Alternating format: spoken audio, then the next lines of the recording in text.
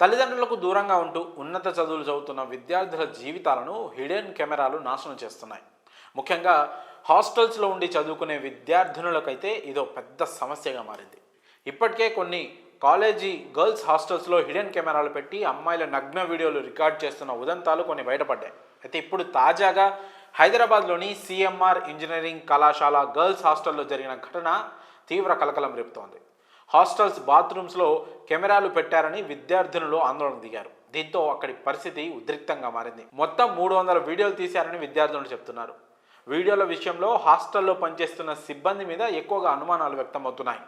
ముఖ్యంగా వంట సిబ్బంది ఈ పని చేసి ఉండొచ్చని కొంతమంది విద్యార్థినులు అయితే ఆరోపిస్తున్నారు. పోలీసులు కూడా పనివారి దగ్గర నుంచి దాదాపు 12 ఫోన్లను స్వాధీనం చేసుకున్నారు. వీడియోలు వాటి ద్వారానే తీశారని కూడా అంటున్నారు.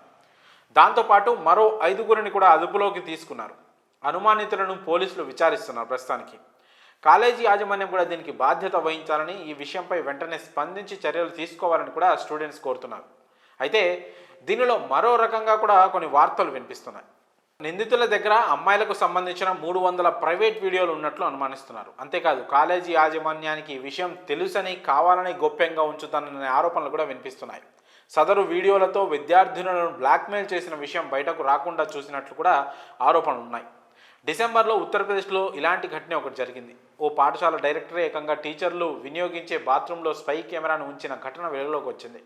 అందులో రికార్డ్ అయిన వీడియోలను తన కంప్యూటర్, మొబైల్ ఫోన్లో మానిటర్ చేసేవాడు. ఈ ఘటనలో స్కూల్ డైరెక్టర్ను అరెస్ట్ కూడా చేశారు. అయితే గతంలో ఏపీలో కూడా ఇలాంటి ఘటన ఒకటి వెలుగు చూసింది. అయితే ఇప్పుడు ఈ విషయం ఆడపిల్లల పరువుకు సంబంధించింది కాబట్టి, కాస్త సున్నితమైన విషయం కాబట్టి కేసును చాలా గోప్యంగా విచారిస్తున్నట్టు తెలుస్తోంది. మరి ఈ ఘటనపై, అంటే అమ్మాయిల బాత్రూమ్స్లో హిడెన్ కెమెరాలు పెట్టి వారి వీడియోలను రికార్డ్ చేయడంపై మీ అభిప్రాయాలను కామెంట్స్ రూపంలో తెలియజేయండి.